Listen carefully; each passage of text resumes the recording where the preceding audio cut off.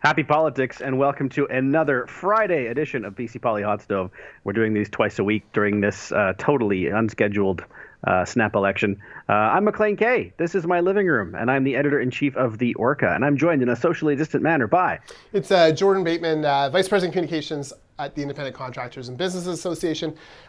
It's a real shame that we don't have a wider view of your living room, because I always enjoy seeing your kid's toys out on the floor and what he's building or what dinosaur he's excavating or archaeologing, whatever. It is quite an impressive view on the full. It changes quite a bit. Today, it's a dragon playground and a castle, so that built for, and this is true, for Kylo Ren and Luke Skywalker to assault later today when he gets back from kindergarten. That is a unholy alliance, but I'm here for that sequel. I am as well. He's waiting for it. Hey, let's. This has been a busy week in BC politics. There's no getting around the big news. There is one less candidate on the BC Liberal slate. Yesterday, Andrew Wilkinson announced that Laurie Throness is not the candidate in Chilliwack, Kent. But he will be on the ballot because it's too late to have him removed. Jordan, any reaction there? Well, first of all, we cannot underscore how big a step this is for a party. Now, my understanding is Laurie stepped off, but it sounds like it was step off or be booted.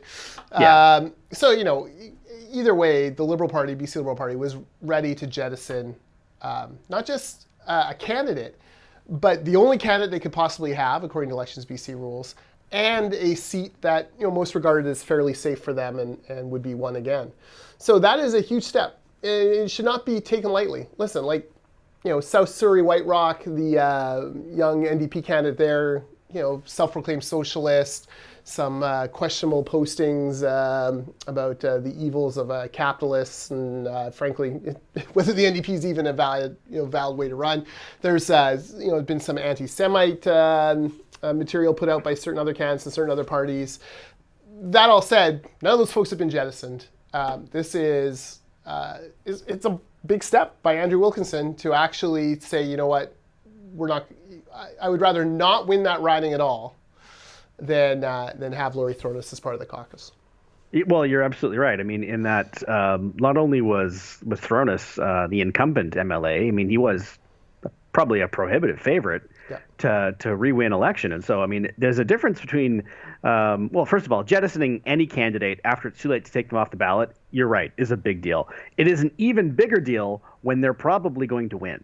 Mm-hmm. And so you mentioned the NDP candidate in South Surrey White Rock. I mean, if they did decide to jettison him, that's a riding, that's a riding that the riding president for the NDP in South Surrey White Rock has actually posted publicly, like, welcome aboard, kid, don't expect to win, but we'll work hard for you.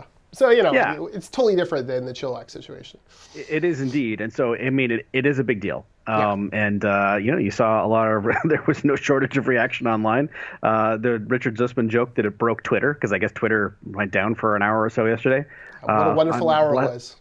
Yes, I was going to say I was lucky enough that I didn't even notice, which is, a good thing. People are always surprised that I often get like a note, well, did you see this thing on Twitter 5 minutes ago? And I'm like, no, I didn't. I do shut it off from time to time, and more people should. Yes, well, we can talk about that in a second. But, this is tough. I think one of the lessons for future political leaders of every stripe is that when there is a red flag, you got to act at the time. Yep. Immediately. So, with Laurie Throness, this wasn't the first comment. This was, maybe the fourth or fifth or sixth incident. And how many strikes does a person get? Well, in a minority situation as a leader, you're so desperate for every seat, right? You don't want to jettison anything or anyone. And it's even more compounded, if you put yourself into Andrew Wilkinson's doctor shoes for a moment. I hear he's a doctor. Apparently, that is the rumor.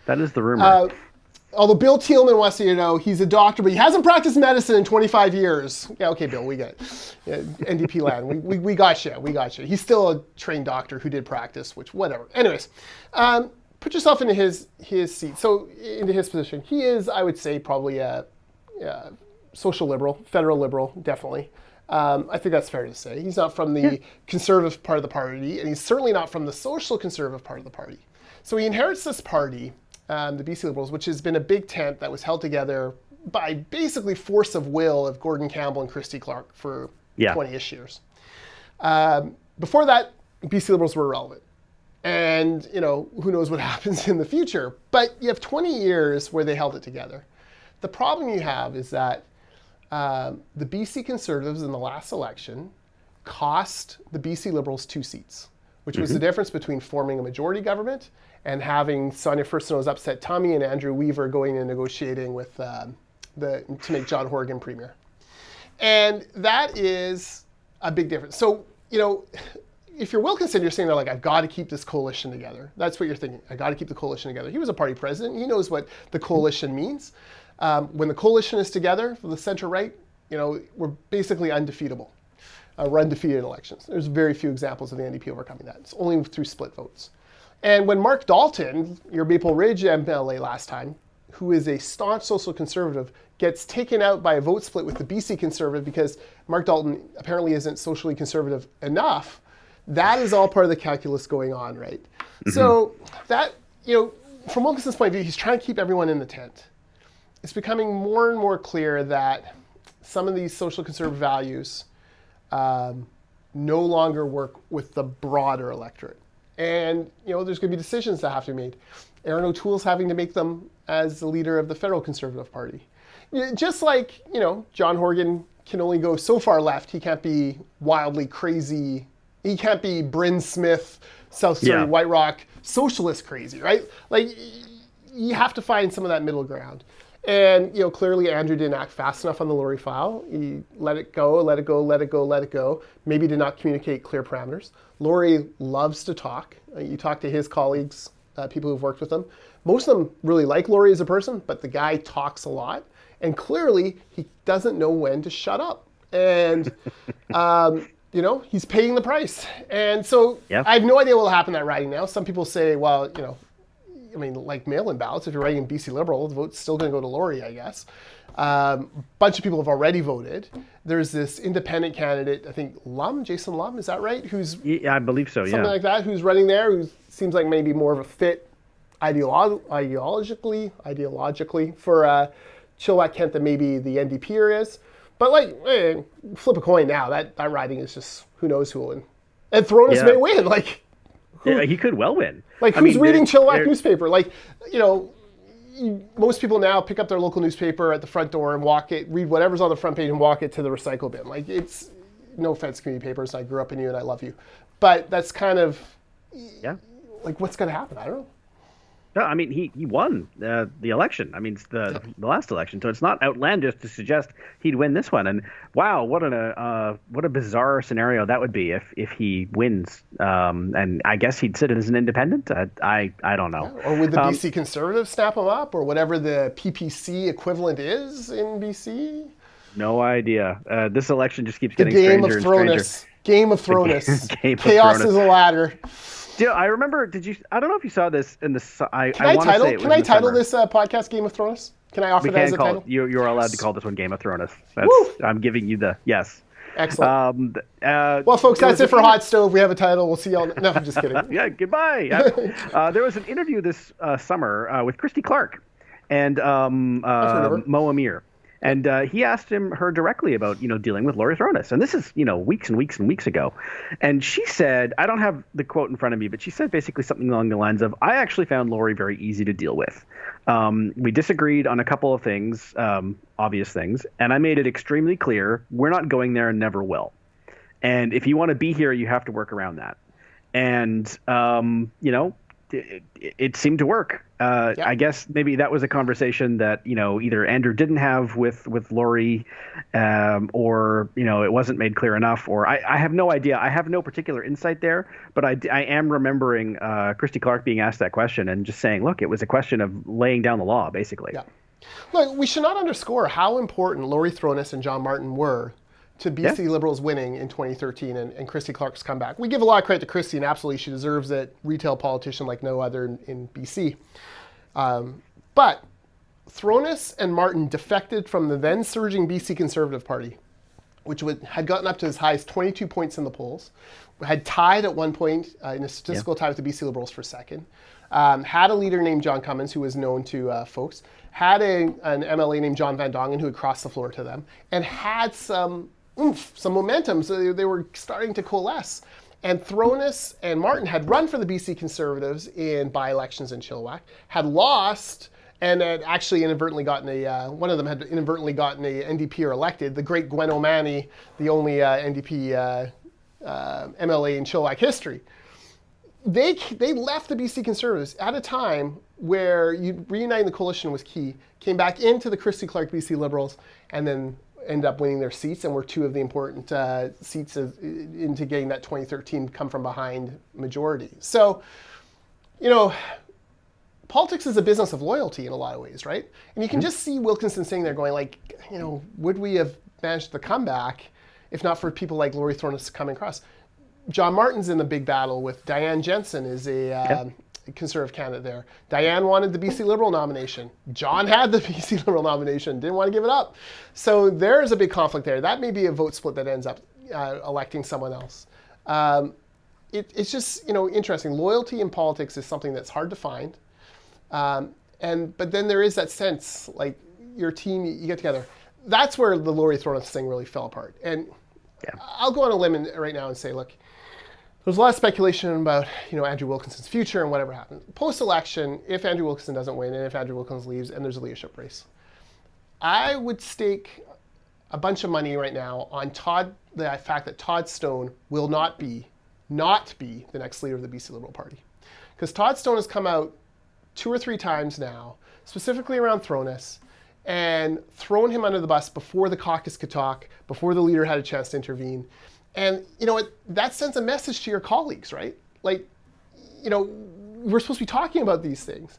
And so Throness was really undone by, I think several of his caucus colleagues and other candidates who came out immediately disavowing the comments, as they should. The comments were stupid and incorrect and hurtful. But that counter, but that will linger. That will linger, and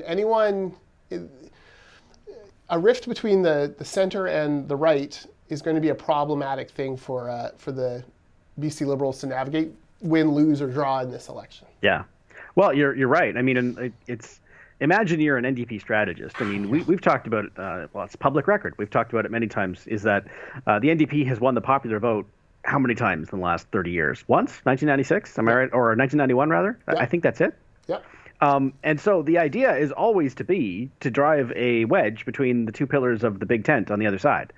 Because when the BC Liberal, when the federal Liberals and federal Conservatives are together, I mean, together in BC, their federal vote share is like close to 70%. Yep. It's a big number. And so if you're the NDP, if you're saying, if we can split the BC Liberals into the Liberals and the Conservatives, then suddenly the NDP becomes the biggest single party. Right. And so, I mean, this is a dream. This is fantasy territory, permanently splitting the two parties. And so, I mean, the BC Conservatives have no bigger fans in the province than the NDP. Oh, absolutely. Right. This is true. Go ahead. A quick anecdote.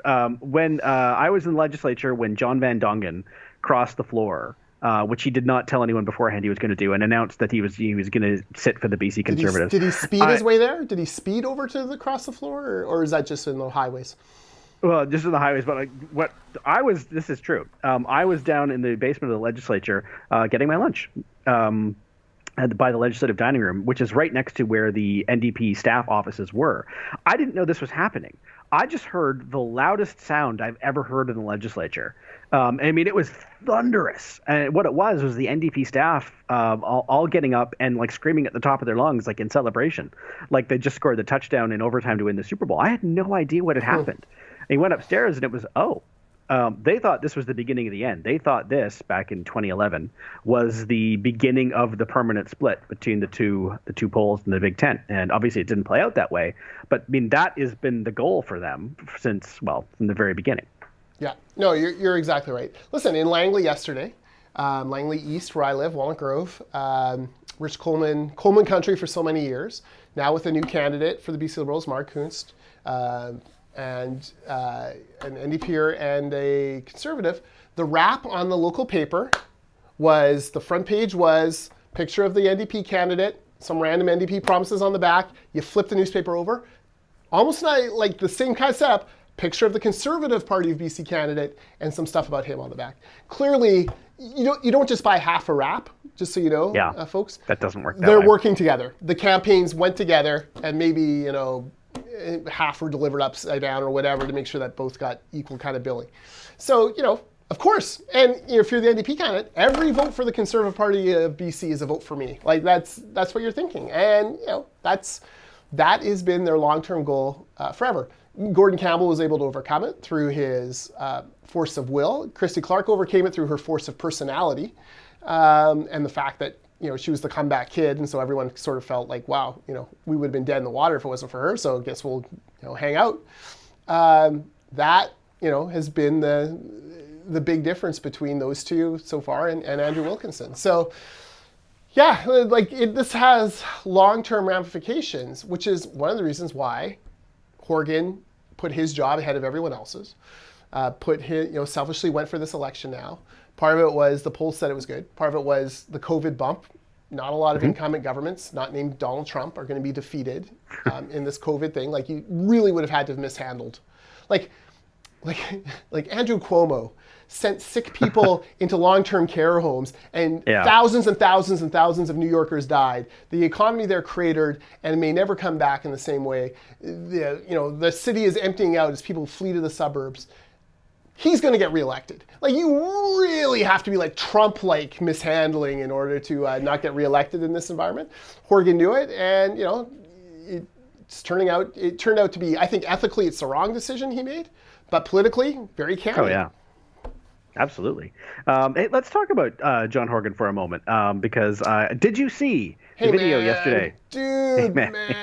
Dude. Yes, come on, man. Oh, God. It was, I think in the radio debate, it was. Does he think that's endearing? Man, dude, and buddy. Yeah, does he think that's endearing, or is he just like...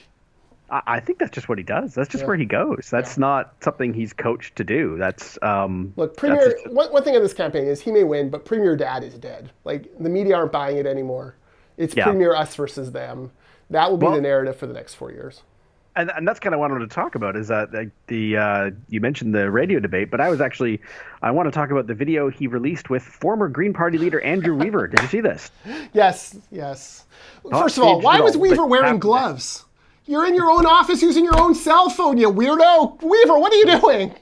How fortunate to have a camera crew on hand to record this spontaneous He's wearing gloves phone call. but no mask. What's going on? Doc, you're killing me. Can you think of another example of a former leader of a party who has gone out of his or her way to endorse the competition in the subsequent election? There isn't one. It just doesn't happen. George W. Bush, maybe. Did he really? No way. Kinda. But I mean, there is sort of an unspoken convention among Canadian politicians that if you are no longer leading your party, you kind of go away for a little while. You don't want to crowd the stage, and that is not what Andrew Weaver has done. Look, and to endorse the people who are explicitly trying to take out his successor is, I mean, Jagmeet Singh is campaigning in Cowichan Valley today. Oh, yeah. It is starting to look personal. I mean, you talk about a death match between social conservatives and social liberals within the BC Liberal Party, the NDP and Greens. Like this isn't a knife fight. This isn't this is like outsider style brawl, right? Like this is a rumble, like batting on the hatches. Well, let's talk about Dr. Weaver for a few seconds. For a long time, many folks in BC politics will say, would tell you that Dr. Weaver had one of the biggest egos in BC politics. If you've ever doubted that, just watch these videos. Just watch the way he is hell-bent and determined to make sure no Green leader can, match his amazing accomplishments of squeezing out 3 out of 87 seats. Like, he is doing everything he can to stomp on Sonia Furstenau. From the time she was running, called her naive, basically questioned all of her plans, her suggestions. The party has to decide whether it wants to win or be, kind of this weird thing that she wants. She's now kind of hinting that maybe back during the negotiations like CASA that he kind of stomped all over her there and dominated it. I'm not sure that fits with A Matter of Confidence, the great book by Sean Zussman, but Dr. Weaver once told me he has his own book planned on that, and I think we all look forward to reading the fan fiction that piece will be. But to do a phone, so John Horgan gets his ass kicked by Sonia in the debate on TV. There was a poll that says 29% of people think Horgan won and 23% of people think Furstenau won. That's malarkey. That's orange-colored glasses. That's team voting. Sonia took him behind the woodshed several times, and like it was not great. Like, read Von Palmer's column. That is the correct interpretation of that debate. Andrew's not going to allow that to stand. He's not going to, like, how dare she have ever done better in a debate than him? So yeah, I'll answer John Horgan's call, and we'll get it on tape on one of these weird phone calls with, Premier Dad nonsense that now seems so clunky and stupid. The ego, just incredible. The ego has landed, and I don't know how Sonia and Adam worked with that guy for so long. Well, I mean, there were rumors of some tensions for some time, but I mean, there's always rumors of some tensions in major political parties. You hear that? I mean, so I had heard things like that before, but I'd always kind of chalked it up to, I mean, I think I don't want to be quoted here. I'm sure I asked Weaver about this a couple times. He would just sort of wave it away as, well, they're new MLAs. There's things they're learning on the fly. I'm like, okay, yeah, that's fine. I mean, that's reasonable.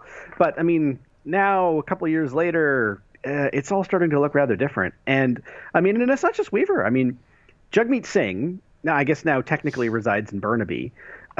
Yes, he's obviously a member of the NDP, but he's not just, helping out in his neighborhood after hours. Yeah. To deploy a leader of a federal party in a minority government situation in Ottawa too, across the strait, and a decent drive and or whatever from the nearest airport or ferry terminal. I mean, Cowichan Valley is a little isolated. I'm not suggesting it's Timbuktu, but I mean, it's not like, going into Coquitlam or Vancouver or even Victoria or Nanaimo. I mean, there is some intent there. So two things. The NDP's polls suggest that is a riding very much in play, and also that they really, really, really want Sonia's head. They want that riding to be done and gone, because just as much as they want the BC Liberals to split into two parts, the NDP want to absorb the Greens. Yes. And that is, I mean, they want to suffocate the Green movement. Absolutely. Yeah. If Sonia can win 2 to 5 seats, it changes the whole dynamic in the House. Right? Oh, yeah. Because she ain't working with the NDP next time. They will be hard on critiquing, and there won't be any more of these softball questions about old growth forests that they've given to the forest minister ahead of time. It will be real issues for real people over and over again, and that contrast between Premier us versus them and Sonia Furstenau will grow. And they'll have their own lefty kind of left-center kind of battle going on. So any gains you make on the other side will be gone. The funny thing is we may end up in more of a, for a cycle or two, more of a prop reppy kind of legislature anyways, where every party is winning. Come stitching together coalitions after. So yeah, you're right. They're trying to suffocate her. I think they're trying to keep her on defense. I think they're trying to keep her in her own riding and not out traveling around, because look, the media this week have been swooning over Sonia. It's a Sonia swoon, and rightfully so. Both debates she won. I agree. And okay, well, if she gets to 20 points in the polls, and that's coming out of NDP land, if you support Site C, or those kind of infrastructure jobs, you're not voting for Sonia. You're not voting for the NDP either. So those votes you can't get those. But those resource votes that kind of bleed across, or there's a lot of, there's a lot of folks going, and, you look at the polls and you go, oh, well, Horgan's got a 15-point lead. He's going to have a strong majority, so why not go to the Greens? Yeah. And I mean, I was toying with doing this story last week and ran out of time, but I'm working on something today. If you go back to 2019, the federal election last year, here on Vancouver Island, the story of the election was very much dominated locally by stories of the NDP and Greens, again federally, going at each other tooth and nail and accusing each other of dirty tricks. And the Greens complained about some what they thought were misleading mailers and other literature being sent out that they said they used the word lie. And so, I mean, it was a bit of a death match then. And I guess it was kind of naive of all of us to assume that wouldn't spill over a little bit. I mean, especially with the NDP, it's the same party. It's almost unique in that respect. If you join the provincial branch, you have also joined the federal branch.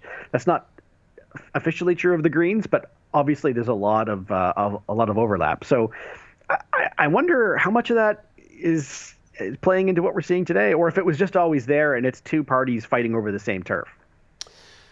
I think, yeah. I guess it comes down to how,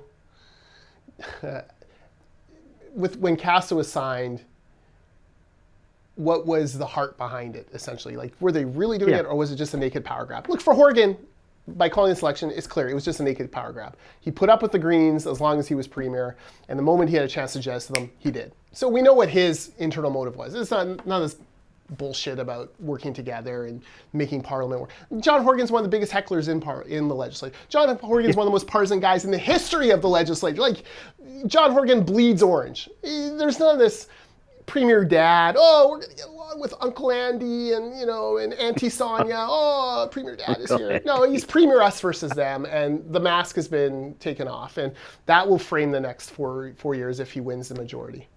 But, I think on the other side, I don't know about Andrew, because Andrew's Andrew, and I think he just liked feeling important. But for Sonia and Adam, my general read of them, and this is from afar, and I've met Adam a couple times, and I'm not sure I've ever met Sonia first to know, but just in watching them, I get the sense they're in politics for the right reasons. I get the sense that they really did take pride in helping shape legislation, help working through that CASA system, and that I believe that too. Really, they did bury certain feelings of discomfort over NDP policy in order to go along with the greater good. Like, okay, we don't love the Site C thing, but we'll approve the budget, and we're not going to flush a bunch of other good work because of one issue. So that's sort of my sense, that maybe they were a little bit more kind of the pure-eyed, wanting to do politics differently people. I don't put Andrew in that boat, and I certainly do not put John Horgan in that boat.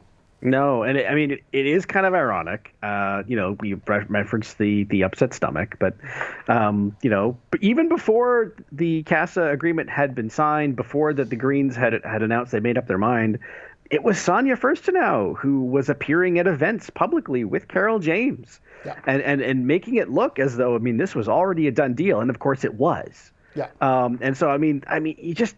BC politics, man. Just not to sound like John Horgan, but BC politics, man. There's no stranger place on earth.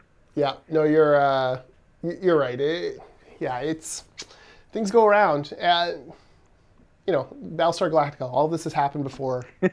All this will happen again. Yes. We're all just Cylons rerunning the same race. Which is I was going to say in 4 more years, but who knows at this rate? Well, yeah, who knows? The next, if the polls hold as they are, the next 2 years of BC politics will be fascinating to see. And, one thing about, for me as a free enterpriser, there are these little blips of NDP governance, but by and large, BC kind of reflexes back. The NDP, John Horgan, now the mask is gone. He'll push hard on ideology. He'll push hard against entrepreneurs, business owners.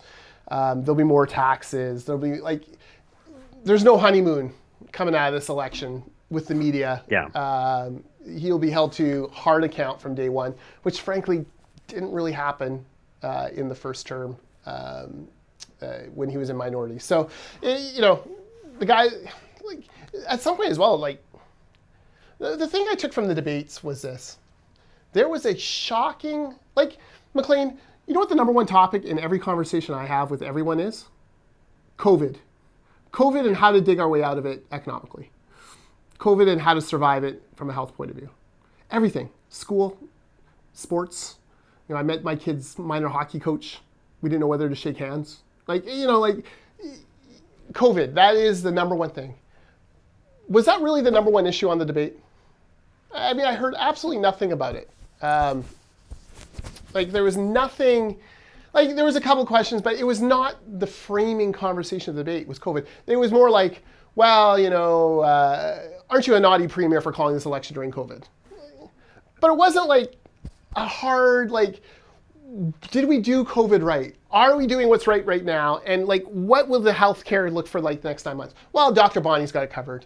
Adrian and Norm letting their have it covered. Well, don't worry about it. But there's going to come a time where we have to have a reckoning. We're going to have to go and look at 250 people died, 300 people died, mainly in long-term care. How is that working? Did we make the right decision by allowing the dental conference? How do we make sure that stuff like that doesn't happen? We didn't close the borders quick enough. We didn't go to Trudeau and demand the borders be closed quick enough. There were mistakes made. We didn't have enough PPE on hand. we're terrified of ICUs. I think there's still a hospital in the basement of the convention center just in case. Like, we gutted entire industries in a shutdown that may or may not have worked. Like, we're going to have to go back and look at this stuff. Yeah. Once a vaccine comes out and we can take a breath, there was no talk of that. And there was certainly no talk of economic recovery. Like, it was more like, oh, John, your dumb election here has held up, help for small business. Well, that's a lie. Wilkinson should have gone back and said, you're calling Justine Hunter, one of the best reporters in the province, a liar? That was her story. Like, but, it gets lost in semantics. And look, there have been so many government programs that from every level that people don't know which ones are rolling out and which ones are. So I just wish there had been more. I'm surprised there was not more COVID framing of what's going on. There was one point in the debate where, John Horgan said, it's never a bad time to ask the people about their leadership, which, by the way, will be a newspaper ad, no doubt, from the ICBA when he brings in card check. And we'll, be like, 2 years from now, let's go to an election now. What are you talking about? Yeah. Anyways, and other groups, every group who ever wants anything will use that quote and throw it back at them. Let's ask the people. It's never a bad time to ask the people. But he said, it's never a bad time to ask the people about, healthcare in British Columbia. I don't think that people need to be asked about healthcare, about investing in healthcare in British Columbia right now. We want you to invest in healthcare in British Columbia. If you have an extra dollar, spend it on healthcare because we're scared to death of a pandemic that's killing people. Like, that is what we want. So, that the farther I get away from the debate, the little bit angrier I get about where the questions were. Like, did we even have a section on COVID? Like, we had. Really, not specifically. No. But it's the biggest issue in the world. Yeah, you almost get the sense that they were sick of talking about it and think they had moved on, and like that was that's a summer issue. But no. No. I mean, it's kind of like the bubble issue we talked about last time. Is that we forget, those of us in the bubble, that most of the province isn't. Mm-hmm. And just because they are kind of like, well, COVID's that's such an April problem. No, it's getting worse by any reasonable definition. So it's terrible. The story you told me about your son choking on a Cheerio. Yes. And he was coughing because something had gone down the wrong pipe. And you and your wife were like, oh my God, we're going to have to keep pulling him out of childcare for today. We're going to be and then we'll have to get him a COVID test. And then how relieved you were that it was merely a Cheerio in the wrong pipe. That is what every parent is facing every day. Yeah. Your kid wakes up with a runny nose. He gets a runny nose every single year at this time. Half the class has runny noses. Do you, check off on your little health check thing that he has a runny nose? Knowing that you're going to end up having to subject him to a COVID test needlessly, that these are the questions. And we don't talk about them because,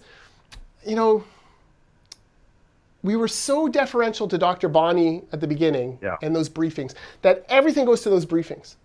She is not the Premier of British Columbia, although she could be if she ran according to the poll that you put in the Orca to stir up trouble, you troublemaker.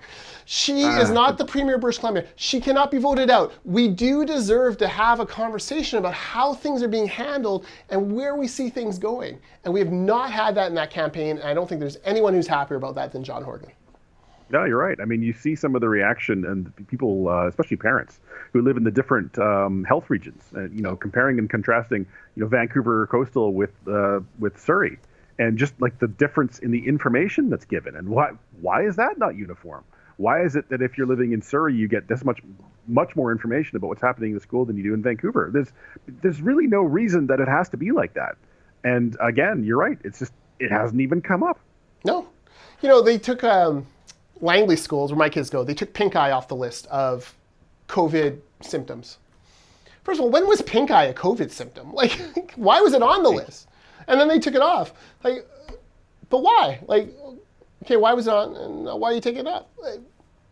These are the questions. Like, why is it that there was a vigil last night somewhere? I'm sorry, in British Columbia for someone who passed away suddenly. I think in an altercation with the police. There was 100 people there. Why were there 100 people allowed to be there?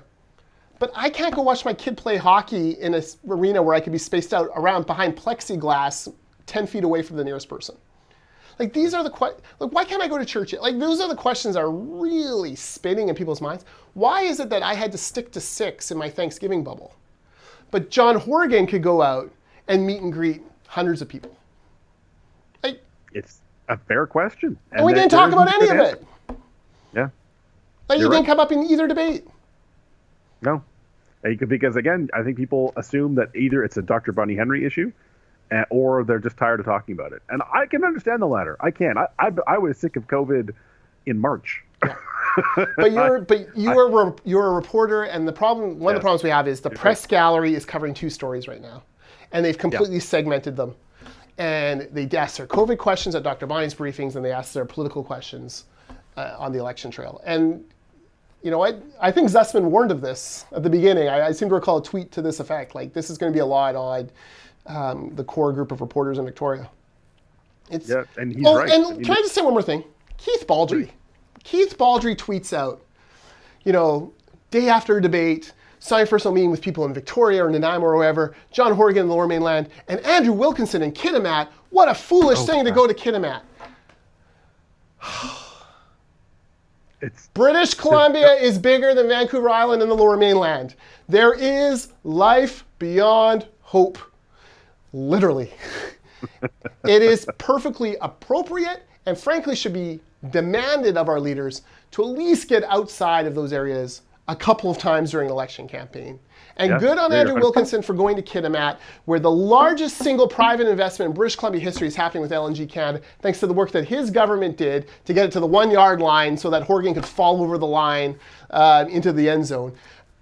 He should go there. Absolutely. Why hasn't John Horgan been held to account for the fact he hasn't gone to Fort St. John in however many years? Why is it, he isn't going to the Okanagan? Why isn't he going to the Kootenays, the Caribou, the North Coast? Like, come on. No offense. I love Keith. Keith's a legend. I've been in his window. It was like the highlight of my political life, was getting a picture in the Keith Baldry window and doing a hit from there. He's one of my favorites on Twitter because he tells it like it is. Keith, come on. It's a big province. And I find it so, it just felt so,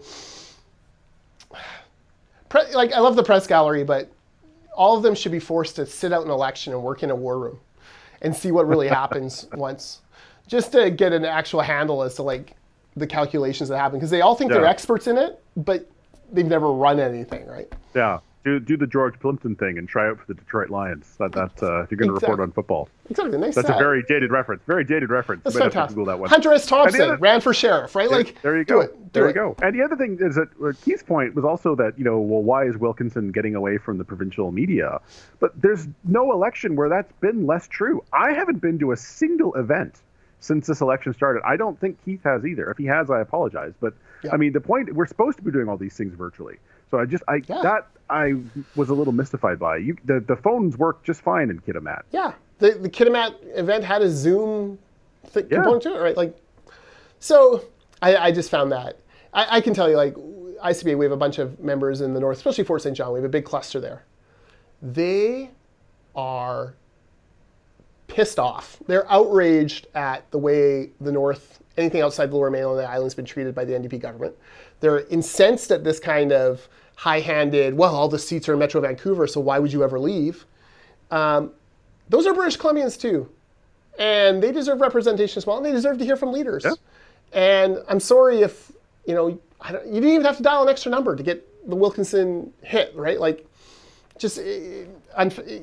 one, media tweets in general, I don't really worry about because everyone's just performing. Twitter is a performative medium where you're just trying to, and I certainly don't equate what I read on Twitter with anyone's personal brands. I don't actually think that, everyone is much more complex than they look on Twitter in 140 characters. That's very true. But that one annoyed me. I'm not gonna lie. I think we've covered it adequately. Sorry, Keith. That's right. I'm not re-electing Keith Baldry. We're allowed to disagree from time to time, and that's fine. And I think Keith would agree. You know what? That's I don't have anything else for today. Are we back on Tuesday to talk whatever happens on the weekend? Advanced polling is happening. I can tell you, I drove by one in Langley, and the lineup was out the door down the street, which made me laugh at all the hoity-toity tweets about that one long lineup that they saw in whatever state. And like, remember there was that one, like, oh my God, they're lined up for a mile. Well, they're all 6 feet apart, and it's a longer lineup. Like, I don't know, what are you going to do? Yeah. We're all trying to vote at different times. But advance polling is open, and it seems to be going fine. Yeah, I'm planning on voting on Saturday, only because that is that day they're holding the advanced polling in my son's new school, which because of COVID, I've never been inside. Ooh. I'm just dying of curiosity. Just gaming the see what system. his hallways look like, right? So I mean, that's what I'm doing. Yeah, I'm gaming the system. Yeah. So, Ladies and gentlemen, purely we all have our own reasons to vote. And Maclean K's is to see the inside of his kid's school. That's the world of COVID. Kid. That's right. Pardon me. If I'm lucky, the polling station will actually be in his classroom, but I doubt it. At least I'll get to see his gym, which he probably has never seen. Yeah. COVID, man. Man, it's such a weird world. Like, it's so weird. Like, my kids made a minor hockey team. We won't probably see a game live all year. It's crazy. Like, we might see one if we're doing timekeeping or scorekeeping or something, but it's crazy. It's, you're spending, you spend a couple $1,000s for a kid to play hockey, and you're not going to see him. Yeah. So I'll just have to take his word for him that he's good. Yeah, I've got 90 goals this year, Dad. Wow. You're flying. How are the NHL scouts going to see my 10-year-old if no one's allowed in, Maclean? That's true. Oh, my God. This is his draft minus 8 year, so this is a big year. There you go. Well, I guess we'll reconvene Tuesday and find out how many goals he scored over the weekend and what my kid's school looks like, and then whatever happens over the weekend, because something is gonna. Something will probably happen between the time where we sign off here and this actually gets posted. Until then, you can find us wherever you podcast, or especially at the mothership at theorchid.ca. That's Jordan Bateman. I'm Maclean K. Until next Tuesday, happy politics.